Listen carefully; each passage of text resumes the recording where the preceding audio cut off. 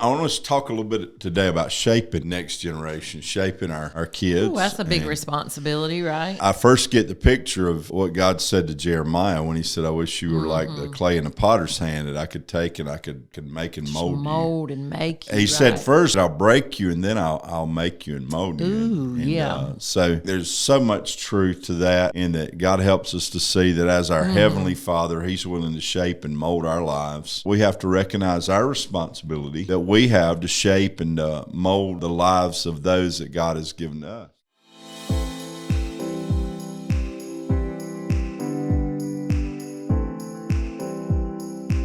Your home, it matters. You're there to make a difference. Hello. Welcome to Home Matters. Yeah, welcome to Home Matters. What you grinning about? You were laughing at me when we started, so. Well, I think you're laughing at me being old. That's what it meant. Oh, my goodness. Back to. No. I'm not offended. I'm all right. My feelings are not hurt. I'm not emotionally triggered, so. I feel like you are. Hey, did we say welcome to Home Matters today? I think I did before whatever that was. We know that there are probably different lanes of life that you're living in out there. And again, we know that. I feel like most people are in the fast lane. Yeah, most of the time. But again, it's just a matter of what we occupy ourselves Well, with. it's summertime. We did a podcast maybe back in May, I don't know, sometime a while back about taking a vacation. Remember that? So maybe you are vacationing today. Yeah, maybe you're vacationing. Oh, that'd be nice. Yeah. So maybe you're not in the fast lane. Maybe you're in the lane. Maybe take a few minutes today, and we want to speak. We want to talk about parenting. We try to hit that subject every so often, and did the Parenting Matters conference back a few weeks ago, and we know that it's always something that if you are in the middle of it, you feel like there's no way out. And there is not. But one thing is true. You don't get a vacay from that. Let me go back to vacation. You do not get a vacation from that. Yeah, and we just want to encourage you to know that even though it is a real challenge, that it will be worth it. And absolutely. Again, I know that parenting is always something that, that if you are pouring your energy into, and it takes a lot, right? It wears you down. It does. It can wear you down, and we just want to encourage you to know there's a way, there's a pattern. Thank God. I think about single parents out there, and there are probably some of you listening. Man, it's a challenge in itself. But even then, that God he'll be a father to the fatherless. I believe that He'll help you give you strength every day.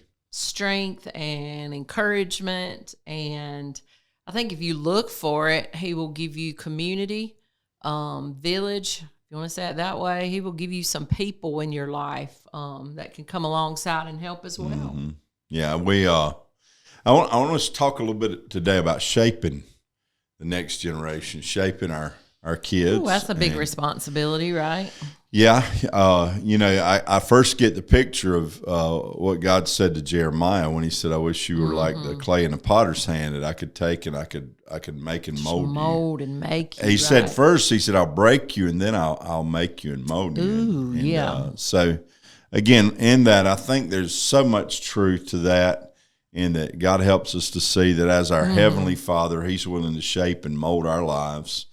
And in that, I think there's a place that we have to recognize our responsibility that we have to shape and mold the lives of those that God has given to us. It is a huge responsibility, and I think if you just get caught in that part of the responsibility, of the requirement, of the job, that it can be very overwhelming. But as well, if you see that job and responsibility as a privilege too, as an opportunity that we have to impact generations that we'll never lay our eye on. Right. Great grandchildren, great, and maybe just not, children in the physical, but spiritually. children that we are able to impact their lives and, Sure. and make a difference in their life. So I'd say focus. We say a lot of time on the big picture, but the big picture is that this responsibility that we're given, man, it doesn't come without the great reward of knowing that we can be used in the lives of generations to come. Mm-hmm. Yeah, and with that, again, if you think about shaping, you're talking about pressing or pressure. Mm-hmm. So again, Pushing on. you're pressing into shape, you're molding into shape. And again, you said it already, but the whole thing of not raising kids that are necessarily perfect kids, but that they are productive kids. Right, I think that's probably a difference. Mm-hmm. Yeah, and again, I think that we can get caught in that place though that we think that we've got to raise kids that everybody sees as perfect. Well, that don't happen. Doesn't matter how perfect you think your kids are or your children are. your kids get on your nerves at times. You know they're going to aggravate other people. But it's important for us to recognize that and say, hey, there's a place that I have that I got to make sure that I'm willing to expend the energy and the effort. Doesn't it take energy and effort? Yeah, but to generationally affect. Mm-hmm. And that's what we're talking about. Listen to these Proverbs. It says, again, you can read. Can you see it? I can see them pretty good. It says 29:17. Correct your son, and he will give you rest. Yes, he will give delight to your soul. Ooh. Yeah, and that in itself. The rest comes after the work, right? It does. The work of correcting, of molding, of shaping. And really, that is a job in itself. Absolutely. I think a lot of times today, the day that we're living in, it's easy for us to dismiss or to just neglect the weighty responsibility that we have of correcting. If they are out of line or if they're headed for trouble, we need to course correct, right? We need to bring them back in line. Course correct, yeah. And it's something that I think that it's easy today for us to just hand them a tablet or hand them a phone I probably or whatever. should get started on that. Yeah, I know that's kind of that's a sore touchy spot, isn't it? Yeah, maybe a sore spot. But it is something that we have to realize that we can't dismiss or we cannot ignore what we have in terms of. And again, I love it. It says he will give you rest. Give you rest, yeah. You won't be tormented. Delight. Yeah. Here's another one. You've heard this one before. 22:6 Proverbs. Still train up a child in the way he should go, and when he is old, he will not depart from it. Yeah. And again, the language there kind of implicates that you can leave a child in his own way, and when he's old, he'll still be in it. Mm-hmm. The language really there kind of doesn't mean necessarily that you train the child up, and when he's old, he won't depart. But what it really, I think, is saying in some ways is that if you leave them to themselves, they'll turn out just like that. Destruction. Right? Yeah, right? they'll turn out just like that. They'll turn out just like they are. That's our flesh. That's the imperfection that we are born with, right? That's right. And if we don't, as you said, course correct that or shape and mold that along the way, then we're setting ourselves up, as the previous verse said, for struggle, for unrest, for the lack of delight. But we're also setting our children up for the same in years to come in their life. So it is a job, it is a responsibility, but there is great reward. Man, when you do the things, when you do the work, and then you can get to a place where you can rest. I know in our own life, when you're raising your kids, it's like, I don't know if they are listening to anything we're trying to teach them. I don't know if they're getting it. You know what I mean? Yeah. And then when you see in their life where they make a good decision, where they make a right choice, where they respond in a way that's appropriate and positive and godly, then, man, the reward of that is just like, they are listening. They are getting it, even when it seems like maybe they are not in the day-to-day. Yeah, and, what we hope that you can realize in parenting is there's so many parts to it, so many different pieces to it. And again, it's complex, right? Yeah, it's not just that you that you bear the sword, so to speak, all the time, and you're the one that's always a disciplinarian. That is part of it, discipline, correction. But also the other things that I think we have to realize that we're instilling, Deuteronomy 6, we always go back to that passage that we're reminded, make sure that we instill the Word of God in our children, that we establish truth in their life. Mm-hmm. Love that passage. But I mean, even go back to some things like potty training or some of the other things that you look at, that you look, I mean, little things like biting fingernails. I was bad to bite my fingernails, but I remember as our children came along, I would really go at that because I would see you didn't them want them to do developing that same habit. And so again, you're trying always. There's so many different stages, right, and aspects. It's the little things, the practical things. It is the daily things that help them be productive in life. But it's also the spiritual things. It's also the heavier weighted things. There's so much training and modeling. Their worldview, their perspective. You're shaping that. You're always their attitude, right? You're always shaping and adjusting that, and it's something that, again, is that there's so many stages and phases and different aspects. Yeah, once you kind of check the box, I know some of you out there, you're probably the personality. I heard a girl say yesterday, she said, even, and during the day, if I've already completed a task and it wasn't really on my checklist, I go back and put it on my checklist just so I can check it off. There's just validation in the fact, okay. So even if you're that parent and you're like, okay, we checked it off, potty train, we checked it off. They can eat without destroying the kitchen and making a mess on the floor, check it off. They're in school, all the things that we check off.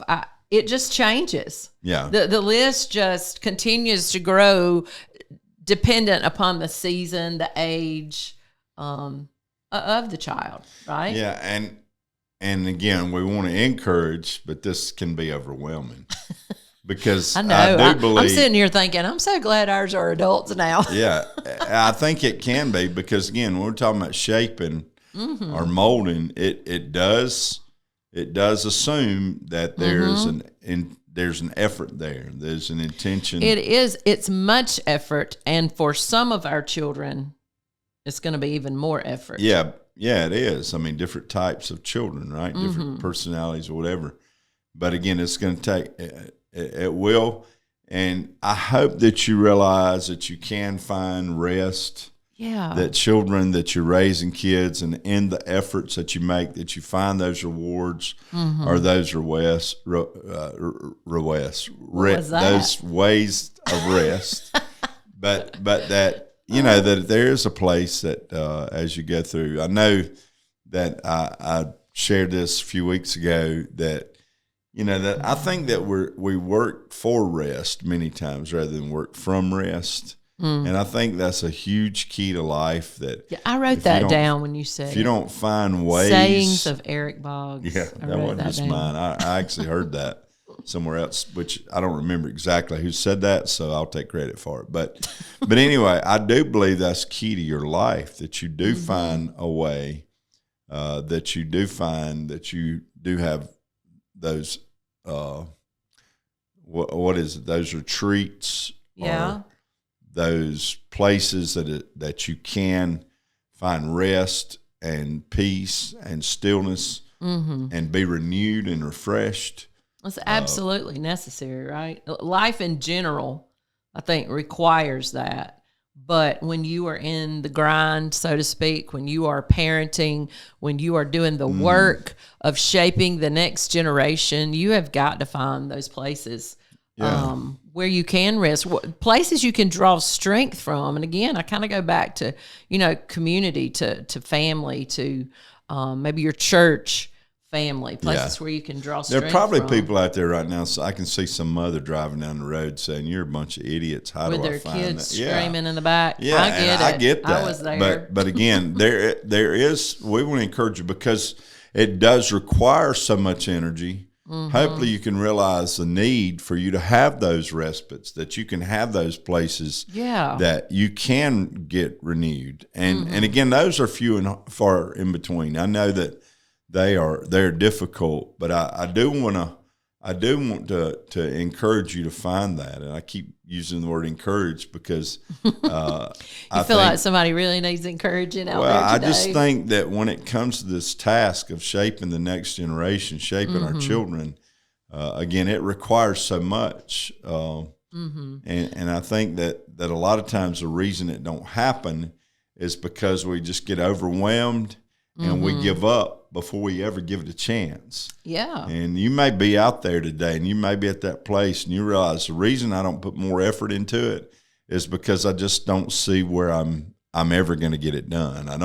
I'm overwhelmed. Well, with we just live in survival mode. Yeah. Right. I mean, just keep the kids from killing one another, or keep them from destroying their life. I mean, let's just make it. Let's just get them graduated and out of the house. Can we say it that way? And then when they're gone, you got the empty nester people sitting around crying that their kids are gone. But what were you saying? I'm sorry. That job. Yeah. It is a job. And so look again at the scripture. Again, you're trying to build this family, you're trying to build these children. And we hear this passage here. I always love this. It's Ephesians 6:4. A lot of you have heard it, I know. It says, "And you, fathers, do not provoke your children to wrath, but bring them up in the training and the admonition of the Lord." Yeah. And that same mama that we're talking about a minute ago, she's like, provoking them to wrath. They're provoking me to wrath. I get it. But I think that when you see the word there, the word training or nurturing, I think it'll help you to realize that it's not just a one-time deal. And you're not going to get it all accomplished, but I like the definition of that word where it uses the word cultivate. You think about cultivating. That's good. And if you talk about cultivating soil, I understand that because I'm such a gardener now. Yeah, right? I know you are a real gardener. You got your planter and all, but I'm just saying that from that though, you have to go and you have to prepare, and then you have to turn the soil again, and you have to get it. I know when I'm thinking of cultivation, I'm thinking of on a larger setting. I remember that my grandfather would begin plowing early on in the season just to break up the ground. Early in the spring. Yeah, before time for planting, but he would break up the ground because it was time where the ground was softer. But again, that was a process of cultivation. And my point is this: it don't all happen at one time. That's right. And I think this process that we're called to, that, fathers, don't provoke your children. Don't cause them to be exasperated, I think is some of the language is used. Don't cause them to be at the place that they give up. But in your nurturing, in your training, in your admonition, your encouragement, even to your children. But I just want to encourage you to know that is a place that is not something that you will arrive at in one instant, one moment. It's not just the final destination and we got here and we can check the box. Like we were saying earlier, it's continual, never stops. And I mean, I don't know if this will encourage you or not, but even after your kids are older, even after they're out of your house, I think that continues. Sure, I think as a parent, I don't think you ever stop trying to add to their life. Can I say it that way? You don't ever stop. Maybe they are shaped now. They're molded into a productive adult that's raising their own family. Yeah. But I think, just because you parent are a little further down the road, just because you have, experiences that they have not had yet, you are still well able to be a part of the shaping and the molding of their life. So, man, if you're the younger person, I say, hey, look back and glean what you can from parents, from grandparents. Sure. And then, be willing to accept that in your own life. Yeah. Listen to some of these thoughts with that word training or nurturing. Listen to this. It says that whatever an adult cultivates a soul, especially by correcting mistakes or by curbing passions.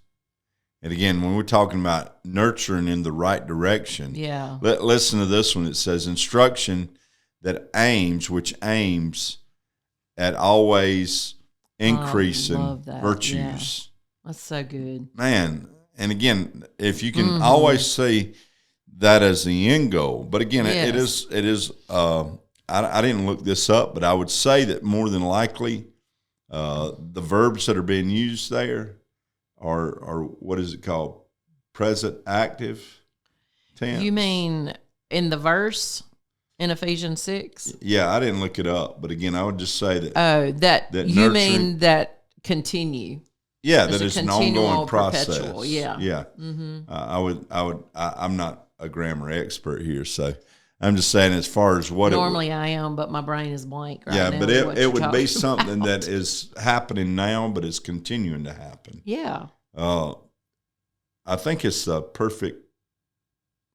I'm not going to guess at it, but anyway, all the I English hope you see teachers out there like. I hope you see that the ongoing curbing of appetites or passions or things that would lead them astray is something that you have to make sure that you keep in line. And again, I hate to use the word work, but I mean that is essentially what it is.